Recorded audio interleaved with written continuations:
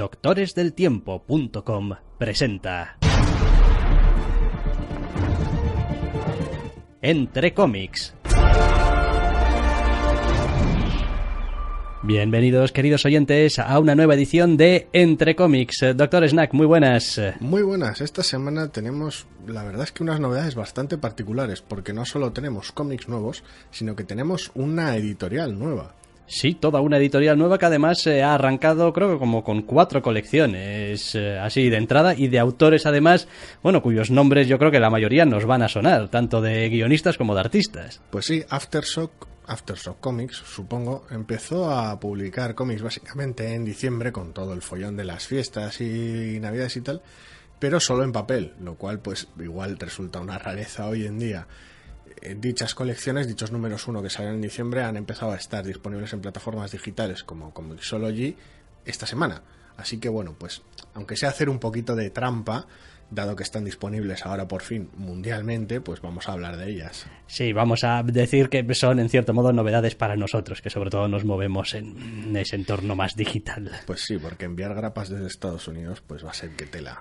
Sí, va a ser que ya eso es... Bueno, ya, digo, como si alguna vez hubiese pedido yo grapas a Estados Unidos. Tomos unos cuantos. Sí, tomos sí, pero el mundo de la grapa me parece asunto muy sucio. Es decir, semana tras semana y tal, y esta semana 1, la semana que viene 4, la semana que viene 6, va a ser que no. Bueno, pues efectivamente tenemos varios tebeos de esa editorial Aftershock, pero primeramente y siguiendo nuestro estricto orden alfabético, que cuando queremos también nos lo saltamos, porque somos así, vamos a hablar primeramente de Captain Marvel número 1. Captain Marvel número 1 de Michelle Fazekas y Tara Butters, escritoras, y Chris Anka al dibujo para Marvel en este, bueno, no sé cómo llamarlo, regreso. Tampoco es un falsi número 1, ¿o sí, o qué? No, a ver, técnicamente es un número 1 de, vamos, de verdad de la buena. Este sí que se nutre mucho de lo que es el nuevo universo Marvel, quiero decir, de la nueva situación, entre comillas. No es nada que no hubiéramos visto, aunque fuera un poquito de refilón en The Ultimates, porque también sale el personaje, pero principalmente es como ver qué le pasa al personaje. Además de estar en los Ultimates y tal, ¿cuál es la situación nueva del personaje? ¿Qué es todo esto de Alpha Flight?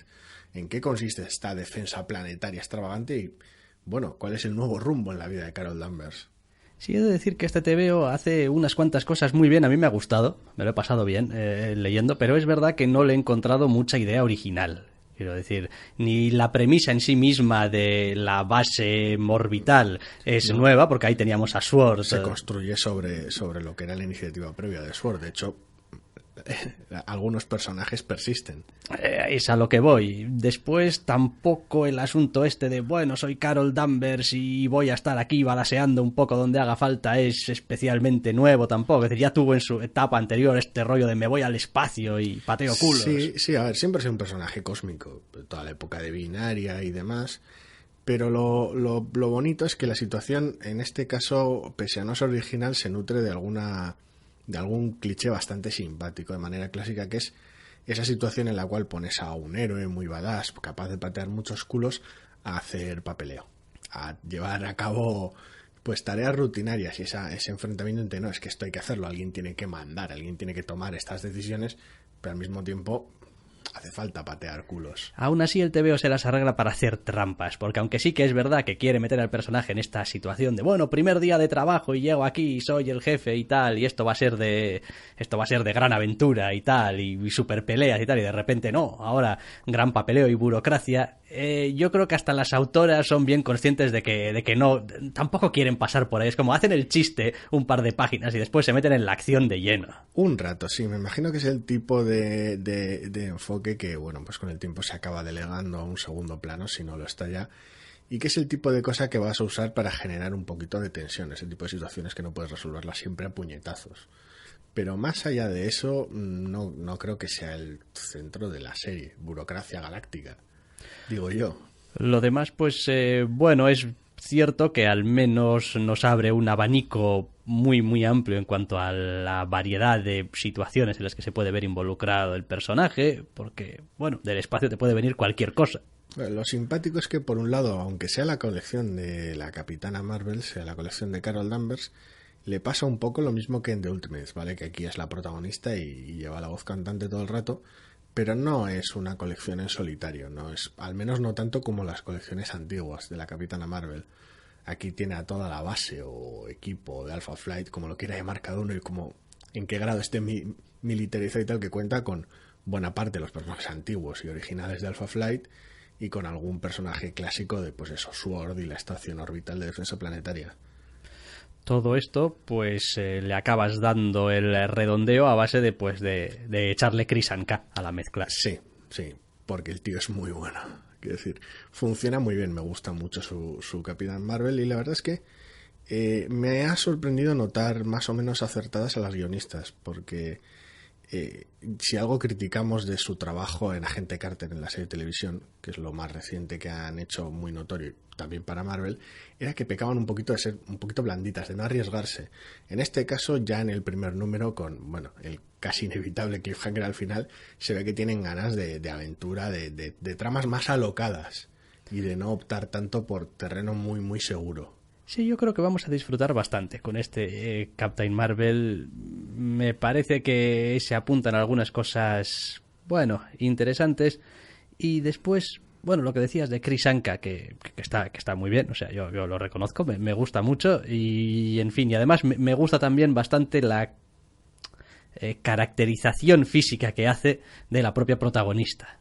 Es decir, ya sabemos que en esto de los tebeos de superhéroes, pues a veces los personajes sufren de un cierto, no sé, desproporción, por decirlo de alguna manera. Sí, al final el estilo de cada dibujante no es lo mismo, o sea, es muy distinto, no es lo mismo. Me parece un tío muy proporcionado en ese sentido, Krisanka, y bueno, pues lo agradezco, la verdad. Después de quizá algunas otras representaciones y tal del personaje un poco más salidas de madre. A mí me encantaban sus X-Men en general, tanto los más chavales como la patrulla que andaba manejando últimamente con Psylocke y tal, me encantaba el estilo.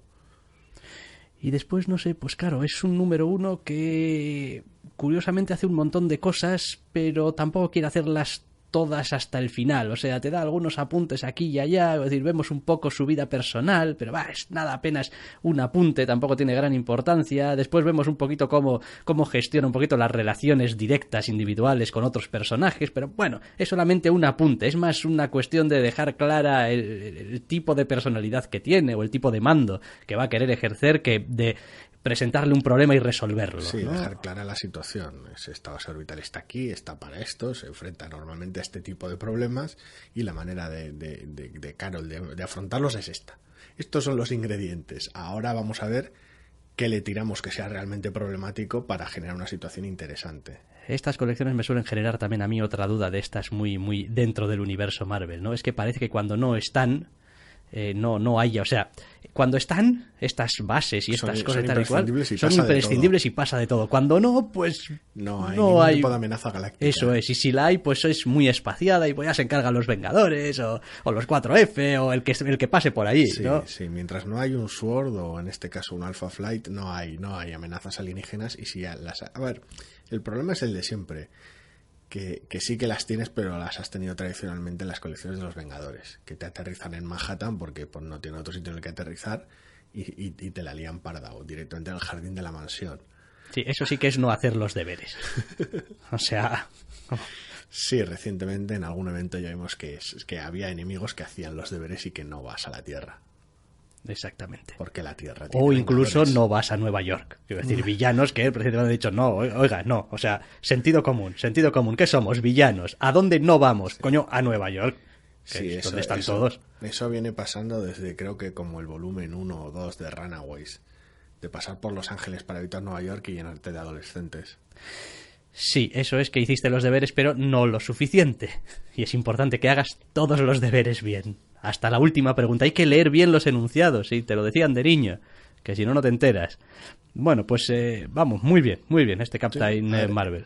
La colección previa me estaba gustando y este nuevo rumbo con este nuevo equipo me parece que funciona bien en este número 1, así que... Sí, habrá que ver un poquito también qué capacidad tienen para el desarrollo y la resolución, que eso son siempre... Para mí son como las 3 grandes asignaturas, ¿no?, de los escritores. Hay escritores que empiezan muy bien y luego se van desinflando, pero empezar bien es desde luego un punto fuerte, algo que hay que dominar. Luego está cómo desarrollas las historias, es decir, ya la caracterización, las interacciones, cómo generas conflictos interesantes. Y, hombre, hay gente que es mejor y gente que es peor, pero desde luego es una parte importante. Y luego está la resolución. Hombre, después de todo esto, no la jodas con el final. Sí, algún autor que todavía conocemos que es incapaz de terminar como Dios manda un cómic. Entonces es importante también. De momento sabemos cómo empiezan sus historias. Michel Fazekas y Tara Butters, vamos a ver cómo la desarrollan y vamos a ver cómo la acaban. Pero eso quedará ya para números siguientes. Números siguientes como alguno de los que vamos a entrar ahora, cambiando totalmente además de editorial. Nos vamos a Dynamite y hablamos de Devolution número 1, de un fan favorite nuestro, Rick Remender, y Jonathan Weissack. Al pobre hombre le quiero cambiar el nombre de la emoción de ver a Rick Remender aquí guionizando. Venga, Doctor Snack, te dejo que te explayes. La razón por la que hacemos un podcast, al margen de que nos gusta el formato, es que así no podéis ver la cara que pongo cuando me cruzo uno de los TVOs de Remender por medio. Sí, no soy súper fan suyo y sí, ver su nombre en portada ya me hace temblar. En este caso tampoco me ha parecido un buen cómic. Bueno, yo voy a decir una cosa a favor de Rick Remender. Al tío hay que darle una medalla por la capacidad de generar ideas que tiene. Es decir, el tío saca colecciones como churros. Escribe colecciones a porrillo. Y casi siempre hay una premisa interesante en ellas. Casi siempre. Otra cosa es después, pues como decíamos, hay gente que es mejor empezando, hay gente que es mejor desarrollando. Y aquí el pobre Rick Remender, pues en lo que es bueno es en generar captions. Aquí y allá, y en hablar muy mucho y en explicar muy mucho las cosas. Y en este TVO, en este Devolution número 1, donde básicamente se nos presenta una tierra donde toda la raza humana ha desevolucionado a un estado muy primitivo. Sí, bueno, y la vegetación y los animales. Y todo está muy desevolucionado porque digamos que la pifiamos en algún momento a lo grande. Sí, el por qué lo explican también en el cómic, porque era inevitable explicarlo, es bastante estúpido. Sí, a ver, yo le echo en cara un poquito al TVO que no era necesaria una explicación tan concienzuda y tan larga, porque una vez que explicas el concepto, no, es que todo desevolucionó debido a la razón X. Quiero decir, en realidad, cómo pasó y por qué pasó es casi lo de menos, y es que ya tampoco... Parece ser lo de menos porque no parece que el cómic esté interesado en tratarlo. Si más adelante estuviera interesado en tratarlo, importaría... pero lo podrías explicar en ese momento. Claro, podrías ir dando la información poquito a poco, pero bueno. Lo demás, pues eso, Remender tiene un poquito una de cal y una de arena en el TVO. Hay partes que son propiamente Remender 100% en cuanto a ese estilo, digamos, muy descriptivo, muy machacón. Hay algún momento en el que se contiene un poco más y deja que su dibujante, que Jonathan Weissack, en fin, cuente un poquito más la historia a su manera. Pero en general mi problema con Remender, y cada TVO suyo que leo me voy dando cuenta un poquito mejor qué es exactamente lo que no acaba de funcionarme, no me acaban de funcionar, yo creo, sus personajes. Nunca. No, mi problema no es ese, porque en Tokyo Ghost, por ejemplo, creo que es la más reciente, sí, justo antes de esta, llevará 3 números, tal vez 4, sus personajes sí que me gustaban, por ejemplo, pero no... Mi problema es que no acabo de encontrar en ellos, digamos, no sé, facetas interesantes que me gustaría seguir explorando. Es decir, se me presentan los personajes de una manera tan rotunda, tan entera, tan compacta, casi desde el principio, porque te lo cuentan, vamos, un montón de cosas que... Sí, no deja mucho sitio para explicaciones, matices, descubrimientos. No hay demasiado espacio para el desarrollo en algunas ocasiones. Y aquí, quitando algo del pasado, del entorno familiar de la protagonista, al que se hace referencia y no se dice nada, y que tampoco resulta especialmente interesante porque casi le ves venir, pues tampoco hay mucho más. O sea, es una especie de... es escoger la premisa y convertirlo en cierto modo en tu tebeo de zombies, casi. Es como tu heroína, entre comillas, solitaria por un mundo desolado intentando salvar la vida, y a veces los monstruos son una putada y otras veces los humanos, que todavía son humanos, son una putada. Básicamente sí, en ese aspecto es muy formulaico. El estilo sucio dibujo de Weizsäck me ha gustado mucho. Es muy apropiado para el tebeo, le viene muy bien. Es una cosa que me ha llamado mucho la atención. Es un autor al que no conocía, o si conocía no recuerdo obras suyas, desde luego, y me ha llamado mucho la atención. Mi problema con Remender es el problema con Remender de siempre, solo que en este caso es más grave todavía, porque si en Tokyo Ghost no me gusta la premisa, ni me gusta su manera de escribir y su manía de llenarlo todo de puñeteras letras, pero sí me atraen sus personajes. En otras historias tal vez los personajes no, pero sí la idea. Es que en este cómic no salvo nada. No me interesan los personajes, están muy sobados. La premisa es bastante ridícula y en lo poco que inventa y en lo que es muy básico y muy cliché, pues eso. Es un puñetero cliché ambulante, y la narración vuelve a ser una puñetera pesadilla. En las partes de cómic más salvables está bien, es adecuado, cumple. No hace nada extraordinario, pero funciona. En las partes de explicaciones, flashbacks, monólogos internos de la protagonista, sobre todo en la explicación en formato de flashback, Remender saca lo puto peor de su prosa. Ya, esa es sin duda la parte más odiosa del tebeo, desde nuestro punto de vista, al menos, que ya sabéis que no nos gusta demasiado. Es que es como machacón, es como reiterativo, A ver, el problema es que, tampoco sin entrar en spoilers, quiero decir, el cómic arranca con una escena de acción, por llamarlo de alguna manera, con cantidades excesivas de monólogo interno de la protagonista. De ahí se nos mueve una explicación de por qué la protagonista está en esa situación y por qué el mundo está en esa situación, que es un puto peñazo bastante mal contado, no dejando al dibujante ningún espacio para respirar en absoluto. De ahí se nos mueve a, bueno, y después de esa escena de acción y que ya te hemos explicado como lector qué es lo que pasa, ¿cuál es el siguiente paso para la protagonista? Escena cliché. Pues el siguiente paso para la protagonista es este pedazo de cliché monstruoso que marca todas las putas casillas postapocalípticas posibles de la manera más vulgar posible. Pues no, lo siento, pero no. O sea, es un cómic realmente malo. Decir, sí. Creo que ni aun gustando la prosa de Remender, es como, no, me gusta que se extienda y que explique en detalle las cosas y tal. Ni por esas, porque el cómic está sobadísimo. Es muy poco original. Es muy predecible. Vaya, que no nos gusta Remender. Vaya, es que... O sea, al final uno tiene que aceptar la inevitable verdad. Pero, a ver, la idea y el mundo de Tokyo Ghoul, aunque era muy derivativo en ocasiones, estaba tratado de manera interesante, aunque fuera por puro exceso. Tokyo Ghost, perdón, sí. Ghost, me he ido, sí. Tokyo Ghoul no es... Me he ido al anime, sí. Vale. Sí, bueno, que eso ya tiene sus problemas, pero es otro asunto. En Low, por ejemplo, por un lado el estilo artístico estaba muy bien llevado y la idea tenía tenía sus giros y su profundidad interesante. Por mencionar algunas de las colecciones más recientes de Remender que tampoco me gustan. Pero vamos, es que esta no se salva nada.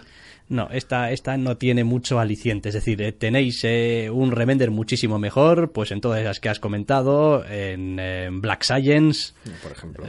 Vamos, que será por falta de colecciones de Remender, vaya, sí. Que el tío las escribe a pares. Entonces, bien, pues esto, en fin, si sois unos fanáticos del asunto zombie postapocalíptico y queréis un acercamiento un poquito diferente con heroína solitaria, pues bueno, igual, pero...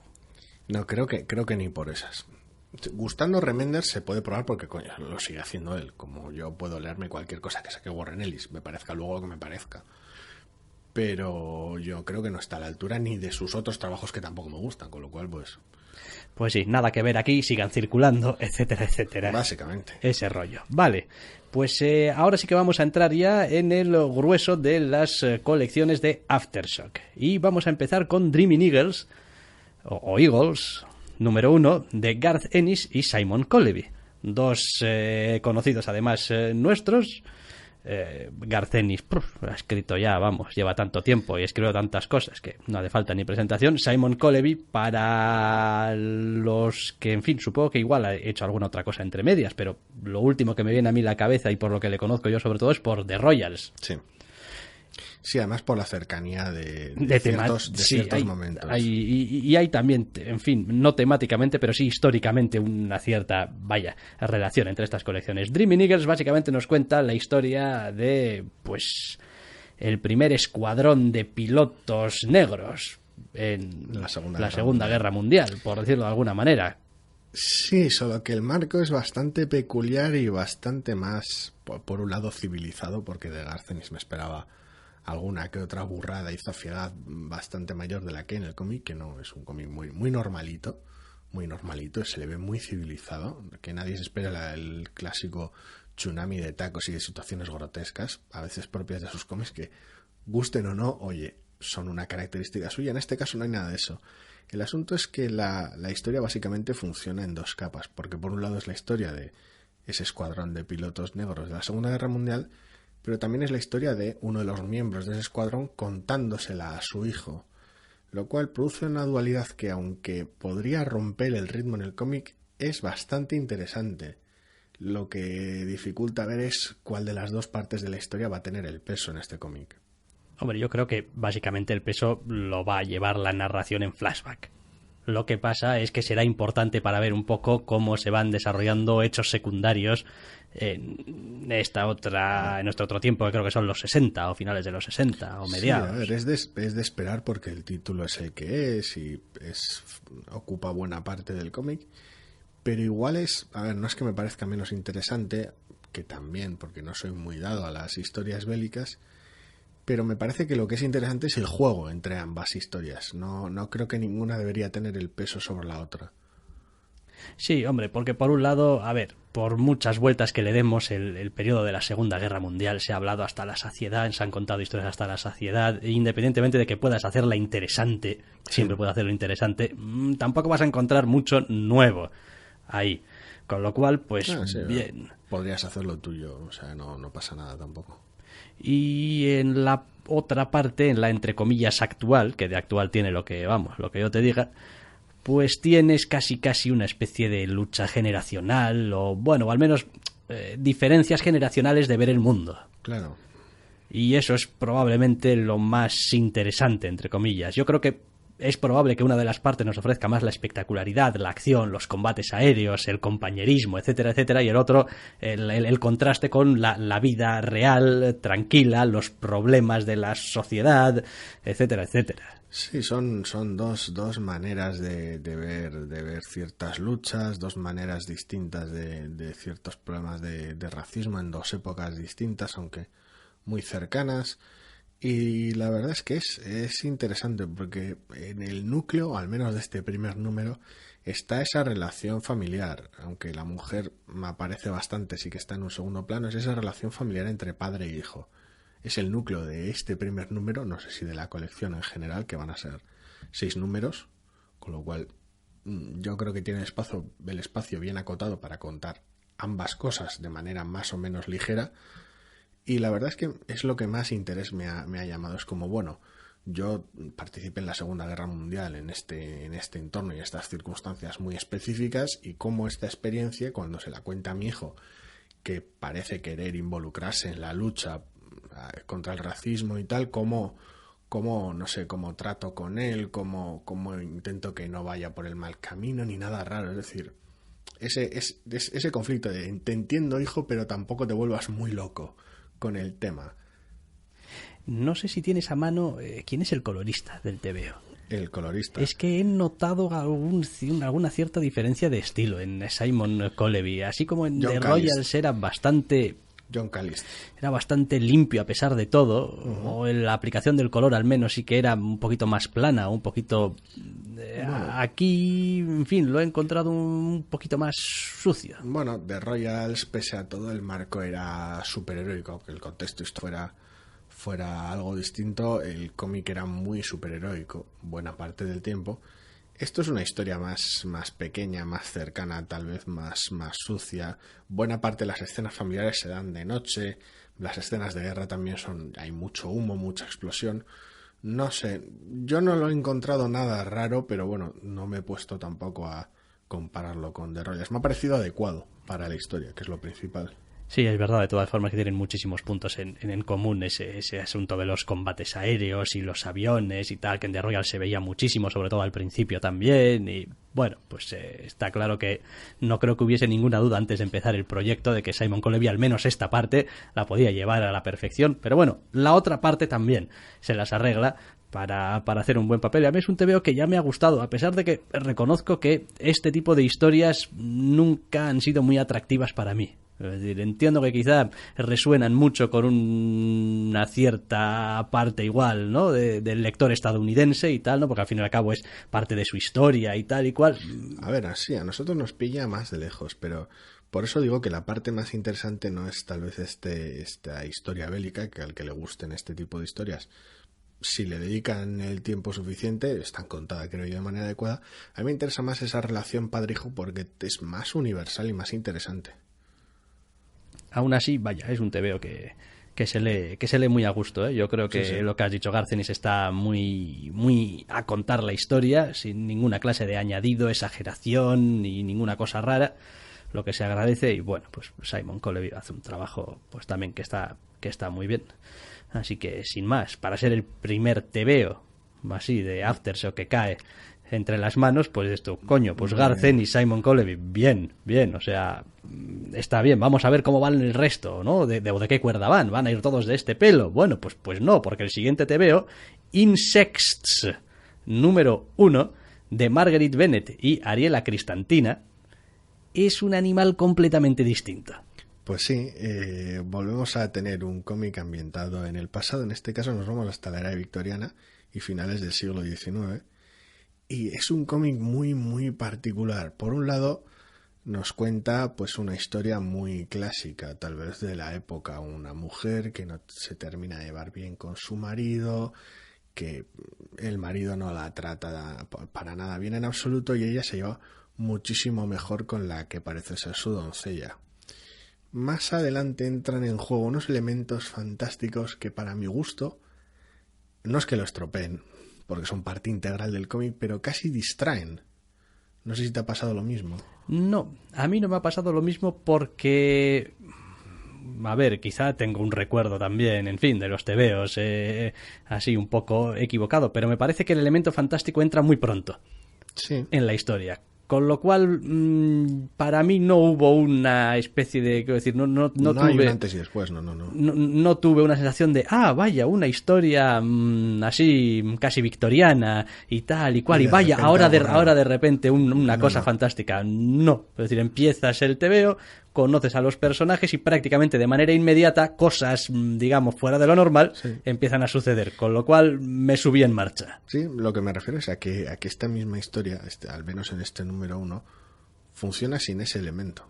Quiero decir, podrían tener lugar los hechos sin ese elemento fantástico de ciencia ficción. Bueno. Sí, pero si no tuviese ese elemento fantástico, creo que la historia corría el riesgo de acabarse, hombre, no voy a decir ahí, pero de tener menos recorrido. Tendrías que tirar por otros derroteros. Bueno, en el fondo, al menos por ahora, parece apuntar más a una historia de venganza o de retribución, por decirlo de alguna manera. Ya veremos por dónde van los tiros. Pero bueno, tiene de todo un poco. Toca unos cuantos temas.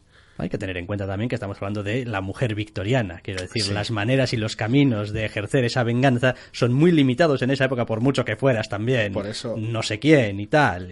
Sí, por eso digo que es bastante simpático, porque toca algunos temas bastante interesantes de la época victoriana, como el aumento de la represión, no, pero temas morales acerca del sexo, temas de vestimenta y de lo que es adecuado o no llevar en público y cómo es adecuado o no comportarse en público, sobre todo en ciertos miembros de ciertos estratos sociales. Juega un poquito con esas cosas, juega un poquito con esos momentos tan ingleses, tan de esa época, que han moldeado mucho cómo ha funcionado el siglo XX y cómo ha sido todo hasta la fecha. Entonces es muy interesante porque algunas de las cosas las respeta, otras las subvierte, es decir, juega con elementos de esa época y por eso la historia funciona más allá del el cómo fantástico que introduce, creo yo. No me ha molestado, pero es como, bueno, pues tampoco hacía falta, ¿no? Es integral en la historia, no da la sensación de que sea un pegote añadido a posteriori, como bien has dicho, pero no me parece que fuera imprescindible. Bueno, habrá que ver si realmente esa parte fantástica acaba fagocitando la historia o no. Quizás simplemente va a ser un elemento más. No creo. De la historia, con lo cual, pues, en fin, pues vendría a ser un poco lo que pasa en este número 1. Forma parte de ello, puede seguir adelante, es como una especie de añadido, es un extra. Es decir, te estamos contando esta historia donde además tienes esta otra capa, ¿no? De historia o de aventura, o de lectura, o de fantasía. No creo, se complementan bastante bien, con lo cual no creo que haya ningún problema. Pero lo dicho, no sé, de alguna manera creo que no hacía falta. Si está, por algo será, quiero decir, es solo un número 1, con lo cual tiene todo el recorrido del mundo por delante, quiero decir, de alguna manera se verán los porqués y lo que le añade este giro fantástico a la historia. Y en cuanto al aspecto, digamos, propiamente artístico de la obra, Ariela Cristantina no me ha desagradado, pero sí diré que me da un poquito de pena que no sea un poco más... consistente. Sí, por un lado consistente y por otro lado, no voy a decir sutil, pero hubiese agradecido un dibujo un poquito más grácil, si se me entiende, un poco más elegante, una línea un poco más... A veces me resulta excesivamente agresiva. Bueno, no sé. Mi problema es un problema que no es, quiero decir, el aspecto artístico en ese lado del cómic. El dibujo me ha gustado mucho, pero en algunos momentos de tema de acting, tema de expresiones faciales, resulta un poquito inconsistente. Detalles menores, mucho de buscarle las vueltas, pero en general es eso, para mi gusto funciona muy bien con la época y funciona muy bien con el tono general. Lo dicho, un poquito más de consistencia a la hora de saltar de una viñeta a otra y que el personaje no choque tanto, no haya tanta diferencia. Sí, yo en realidad este fue el primer TVO de Aftershock que leí y dije, bueno, está muy chulo. Vale, esto está bien. Vamos a ver después. La siguiente pregunta que me vino es, ¿y estas colecciones van a tener alguna clase de nexo entre sí? ¿Vamos a tener otro fuck up como aquello de CrossGen? Que donde tenías colecciones que iban cada una por su cuenta más o menos bien, pero como todas tenían que tener una unión, pues venga, vamos a joderlas. Sí, fuck up es la palabra adecuada. En su momento dijeron que tenían intención de tener un universo compartido. No que todas sus colecciones, quiero decir, tampoco me he querido informar mucho para no andar estropeándome ningún cómic y estar leyendo alguno de estos números uno pensando, buf, ¿cómo van a relacionar esto con esto otro? No tengo ni idea si lo piensan hacer con todas, pero creo que no. La idea era tener algo en común entre varias colecciones, pero no necesariamente atarlo todo, que yo sepa.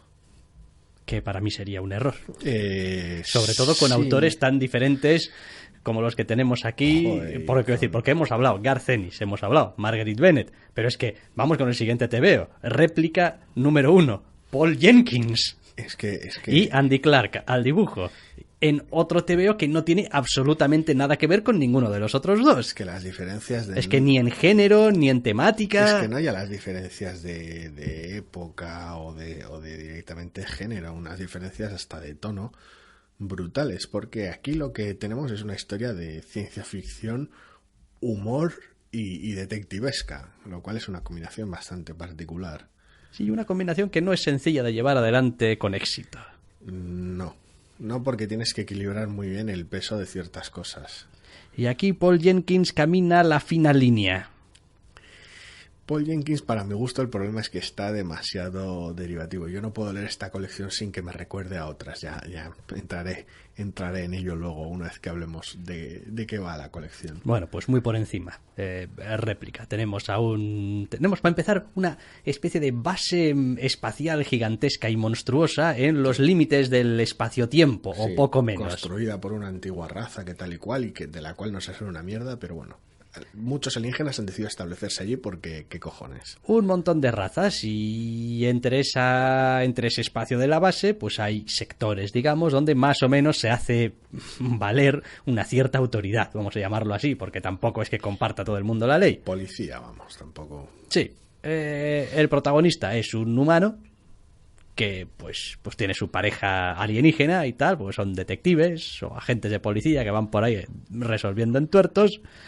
Y pues nada, pues al parecer, macho, no dan una, o sea, todo se les tuerce. Sí, por lo visto el rol de la policía en este lugar es casi más preventivo o diplomático y que no se joda nada que realmente andar aplicando a rajatabla una serie de leyes que serían imposibles de aplicar entre tantas razas distintas que entienden la justicia o entienden ciertas cosas de manera muy distinta. Es intentar que no se líe gorda, de alguna manera. Entonces el TVO arranca prácticamente como una buddy movie, arranca casi como un Arma Letal 2 cualquiera en algunos momentos y la verdad es que está bastante llamativa y bastante graciosa. El problema que tiene el protagonista es que no da abasto con el capullo de su compañero, con el cual no se entiende, no da abasto con su jefe que le intenta hacer pringar y no da abasto con, pues en general, todos los problemas que supone ser un policía en semejante entorno. Así que, en medio de esta especie de ambientación alocada de ciencia ficción, con algunos toques, en fin, bastante fuera de sí, se le ocurre que, coño, si en vez de ser un yo fuésemos dos yoes, pues coño, todo sería más fácil, porque seríamos el doble.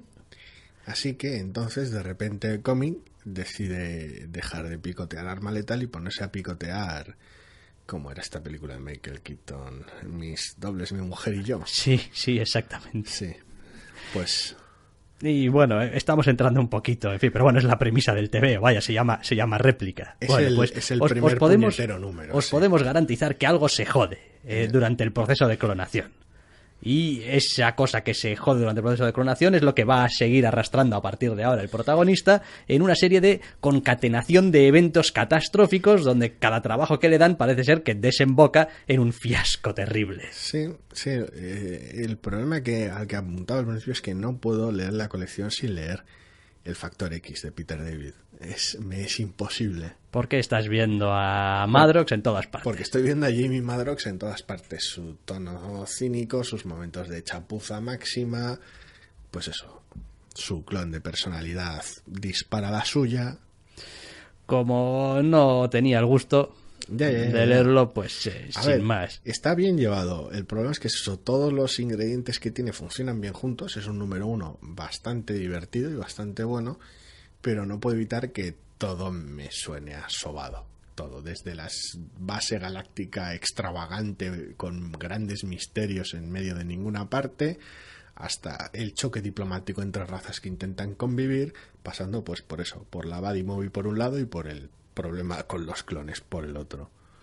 Sí, la verdad es que intenta mezclar quizá demasiadas cosas y la mezcla sin estar mal, que está bien y bueno, funciona, te genera esa cierta ansiedad de decir, bueno, pero esto en realidad, ¿qué clase de TVO? Es decir, ¿qué me voy a encontrar en el número 2? No sé, a mí me parece pues un caso extraño que será muy distinto a lo que parece que no será un caso fácil de resolver y que se resolverá de manera alocada pasando antes por una chapuza.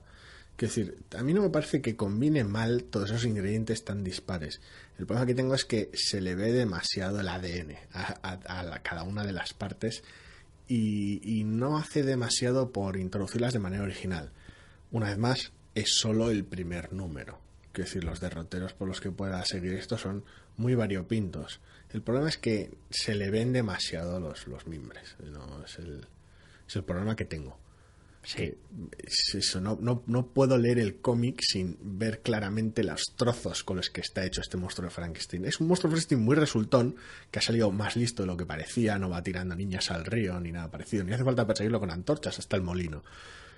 Pero es que se le ven las piezas y se ve claramente dónde viene cada trozo. Sí, lo demás, bueno, pues brevemente también, pues Andy Clark hace un trabajo que está bastante bien, se las arregla para poblar esta gran base llena de alienígenas, pues de alienígenas y de cosas raras y de esa sensación de ciencia ficción bastante loca. Para mi gusto el trabajo de Andy Clark es formidable, quiero decir, los diseños de personaje están geniales, las expresiones faciales en los momentos de humor están muy, muy, muy logradas. Sí, se las arregla para vender muy bien todas las situaciones, incluso aunque tengas que pasar de una página a otra, de, no sé, el gran dramón a la gran comedia, ¿no? Pues bien. Y eso quiere decir, en fin, pues que el trabajo está hecho con mano, bastante decentemente. Réplica 1, bueno, veremos qué le pasa a este Réplica 1.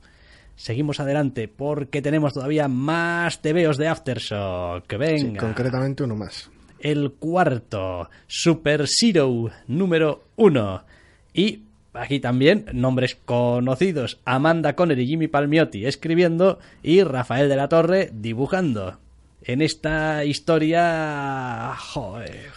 Yo ya voy adelantando que por mucho que me suele gustar normalmente echarme unas risas con Conner y con Palmiotti, siempre y cuando no metan a Harley Quinn de por medio, lo cual últimamente no me están dando el gusto, es posiblemente el más flojo de los 4 lanzamientos de Aftershock.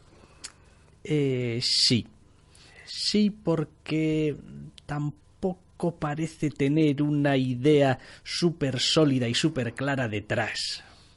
Yo, al menos, la sensación que me ha dejado leyendo el TVO es que, bueno, aquí tenemos una historia sobre esta estudiante bastante mala con que le gustaría ser una superheroína y tal, entonces, pero mezclo ensoñaciones con la realidad y no está muy claro. La premisa es graciosa, es el tipo de premisa que seguramente otra gente, que no este equipo de 3 personas que no terminan de estar acertados, te llevaría a cabo bastante bien. Quiero decir, tenemos a una adolescente, pues eso, con problemas para concentrarse en clase, debido en parte a la desbordante imaginación que tiene, con sus ensoñaciones y sus sueños diurnos de ser una superheroína, y que realmente tiene sus planes alocados, disparatados y absurdos para conseguir ser una superheroína. Quiero decir, Disney te hace una película con esto en auto, vamos, quiero decir, ni pestañea. El problema es que, por un lado, el mundo en el que se desarrolla la colección no está demasiado atinado. Quiero decir, la protagonista lleva a cabo momentos muy alocados con los cuales parece tener poca o ninguna consecuencia grave para ella.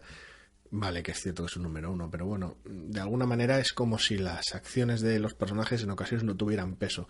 Y por otro lado, el ritmo es una chapuza. Para mi gusto es lo que estropea el cómic. Quiero decir, invierte demasiado tiempo en generar cierta distracción o cierto, entre comillas, engaño al principio del cómic, cierto dar a entender lo que en realidad no es al principio del cómic, comentando muchísimo monólogo en torno a la protagonista para poquita cosa, que si no realmente no aprovecha un arranque realmente bueno. No, yo, en fin, lo he leído y estaba haciendo grumble según lo iba leyendo, porque veía que pasaban las páginas y no estaba llegando a la historia. Es como, no sé cuándo me vais a contar esto. Y de hecho ha terminado el primer número y tampoco veo muy bien dónde está la historia. Es como, entiendo al personaje y entiendo lo que intenta hacer y entiendo lo que le pasa, pero no sé si realmente esta es la manera de contar su historia, porque... No sé, a ver, el primer número tiene algunos momentos interesantes con alguna relación de amistad que tiene por medio y cierto afán heroico tal vez más tangible, más cercano. Quiero decir, en vez de dedicarse a los disparates alocados de convertirse en una heroína, están más bien el tipo de cosas que hace que ya son, entre comillas, heroicas de por sí. Por un lado, ya es donde está tal vez el juego más interesante del TVO, más allá de las ensoñaciones que le dan color al TVO con sus momentos superheroicos totalmente desfasados, y más de todo el arranque muy muy pesado que tiene el TVO. Ese juego entre una chica joven que, intentando ser una superheroína, entre comillas, en algunos momentos ya lo es, porque hace algunas cosas buenas, por describirlo de alguna manera sin entrar en spoilers. Ahí creo que está el juego interesante y la posible miga de la colección, pero el problema es que está muy mal tratado. No te voy a decir, si ahí está la miga de la colección, el TVO hace bastante mal trabajo en dar al menos las más elementales señales de ello. O sea... Es que es el problema es que es la ladrillosis, el TVO. Sí, no, cuesta atravesar las páginas. Los personajes tienen un montón de encanto, lo cual es habitual en esta pareja de guionistas, pero los diálogos son en general... No están... Están como si les faltase... Hoy es más la idea detrás de cada uno de los personajes que la voz del personaje. Es como... Hay muchísimo ruido. Hay muy poca señal y muchísimo ruido en los diálogos. Es excesivo. Los personajes sueltan unas parrafadas del copón que no les pegan para nada, no vienen al caso en las situaciones, no aligeran nada, Es como si todo el mundo tuviese que sobreexplicarse y dar todos los detalles sobre las cosas. Es sorprendentemente torpe. Me parece que es muy raro viniendo de este equipo. Es como si para añadirle esa capa de seriedad al te voy a decir, no solo es imaginación desbordante y sueños muy alocados de ser una superheroína. Aquí hay algo serio, una historia seria con un adolescente que, pues tiene unas ideas extravagantes y puede que eso le traiga, lo normal es que eso le traiga problemas al personaje. Esto es algo serio. Es como si para trasladar esa seriedad hubieran decidido muchas palabras. Para transmitirse ya necesitamos muchas palabras, discursos muy largos que le den gravitas a esto. No hace falta. Dijeron, esto tienen que ser conversaciones del mundo real. Y todo el mundo que ha leído a Bendis sabe que la gente habla mucho. Así que hagamos que la gente hable mucho, todo el rato. Pero en vez de interrumpirse todo el rato, como el Gili de Bendis, que no para de interrumpirse unos personajes a otros, haremos que no se interrumpan y que suelten sus soliloquios. Es que madre mía del amor hermoso. Sí, es la fiesta del bocadillo, hasta en las páginas más inofensivas. Sí. O sea, coges cualquier página y es como, madre mía, pero no paran de hablar. No sé, me ha parecido súper raro. Quiero decir, hasta el punto ese de resultar decepcionante, no ya para el cómic, que pues el cómic no está a la altura de lo que podía haber estado y me da un poquito de pena, sino los autores. Quiero decir, he leído muchas cosas de ellos que me han gustado, me parece que son unos autores realmente buenos, que si me plantan la premisa esto digo, pues sí, son unos autores que pueden hacer esto muy bien. Y es una chapuza. Por cierto, he tenido algún problema bastante serio intentando dilucidar realmente el entorno familiar de la protagonista, cuál era y quién era exactamente un señor que había en una piscina y qué hacía y poquito raro. A mí no me parecía que sea tan opaco. Es una situación sobre todo cómica que nos desvela cosas del carácter de los padres y tal, de cómo opera cada uno de ellos. Es una situación bastante graciosa que es... El problema es que puede resultar un poquito opaca que es la parte con menos explicaciones del TVO y por lo disparatada que resulta. Y después creo que con todo lo bien que está Rafael de la Torre, que está bastante bien, lo acepto, creo que sufre un poco del efecto, el defecto Star Wars, donde las edades de los personajes, bueno... ¿Cómo se llamaba el que dibujaba Young Avengers? Sí, ya sé. Y su Capitán América con cara de niño. Sí, no, pero lo digo más que nada porque hay un momento en el que un personaje le dice a otro y tal, ya sé que yo tengo 2 años menos que tú y tal, y en algún otro momento ella dice, tengo 19 años, y entonces... Pero 19 años y claro, pero luego se dice, no, es que está repitiendo por segunda vez, entonces es como instituto, pero tiene 19 años, pero tiene una amiga que tiene 2 años menos y parecen iguales. Y... Bueno, a ver, son edades así un poquito, sí, pero sí. Te la presentan, el problema es en el marco en el que te presentan cada personaje. El personaje en principio te lo presentan en una escena bastante infantil, muy juvenil en algunos momentos, y de ahí te la trasladan al instituto. Entonces dices tú, vale, te haces una idea mental, luego te revelan la idea del personaje y aunque no haya mucha diferencia de edad, no es la imagen inicial que traslada el aspecto y esa presentación. Entonces genera un poquito esa confusión rara, cuando además entra en diálogos muy raros para presentar al resto de personajes muy torpemente expositivos, es cuando el lector acaba diciendo, bueno, que tampoco es tan importante. Jimmy Cheung, cierto, sí. Y su que aquí Capitán también, América con cara de niño. Que aquí algún día tendremos también que hablar cuando empezamos a llamar a la gente por nombre y no por diminutivo. Porque Jimmy Cheung, pero ya he visto también que muchas veces empiezan ya a llamarle Jim Cheung, pero Jim en realidad es James. ¿Debería ser usted James Cheung?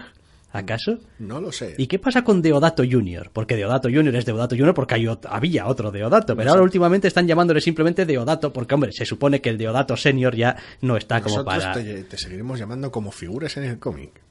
Así que si hay ratas, te llamaremos con la rata y todo, porque es lo que pone en el TVO. Sí, bueno, eso también es verdad. Quiero decir... Pero vaya, Jim Cheung, bueno, lo que sea. En este porque, caso... bueno, asumo que si en los créditos del TVO aparece, sí es porque él quiere aparecer así que... Es verdad que aquí tenemos un Jimmy también, Jimmy Palmiotti. Oiga, nadie le obliga, supongo, a ser Jimmy. Podría ser Jim, pero pues elige Jimmy. James Palmiotti. Suena muy serio. James Palmiotti. Suena abogado. Bueno, sí, o escritor de cine negro.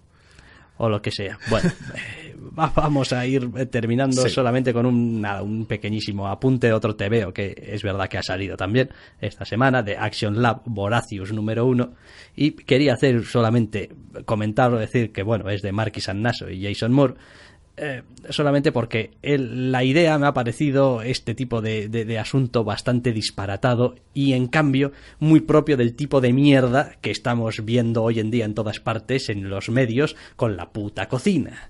Entonces, solamente por decir estoy hasta las pelotas ya de todas estas putas historias con cocineros y la cocina, aunque parezca que no, esto va de eso, pues lo digo y ya está.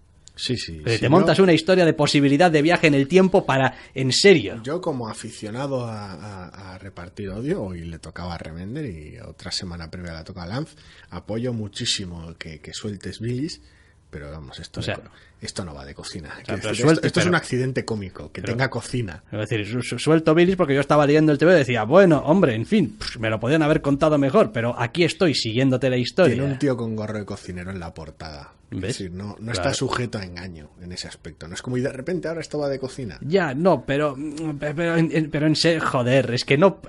Y es un cómic largo de 64 páginas que está bastante bien. Pero bueno, ya que hemos entrado un poquito al trapo, lo vamos a hacer un poquito breve. Venga, va. Básicamente es un cómic que contiene... Va a ser un poquito spoileroso, pero bueno, solo el primer número. Es un cómic que contiene viajes en el tiempo y como pues la posibilidad de viajar en el tiempo de manera muy limitada y muy determinada le surge a un personaje que es cocinero. Y al toparse con eso de manera disparatada decide tener como la peor idea de la galaxia, que es hacer hamburguesas de dinosaurio.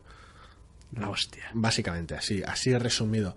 De todas maneras, el cómic, más allá que poner el peso en que no, cómo voy a preparar las hamburguesas de dinosaurio, aunque sí que es verdad que incluye la receta al final, para que sustituyas el dinosaurio por pollo si no tienes dinosaurio a mano, lo cual me parece bastante cómico. Al margen de eso, la historia realmente parece apuntar por un lado hacia... Joder, no jodas con los viajes en el tiempo, porque al que viajaba en el tiempo antes que tú, familiar tuyo, le pasaron mierdas jodidas, y por otro lado, una extraña relación familiar con su abuela. Porque es básicamente lo que ocupa el 90% del cómic. Lo de la cocina es a lo que el tío se dedica y pues de alguna manera ese deseo de llevar a cabo sus sueños de superchef, lo cual le van a llevar al desastre. Esto no es Starf, donde el centro es la cocina. Vale. Y así.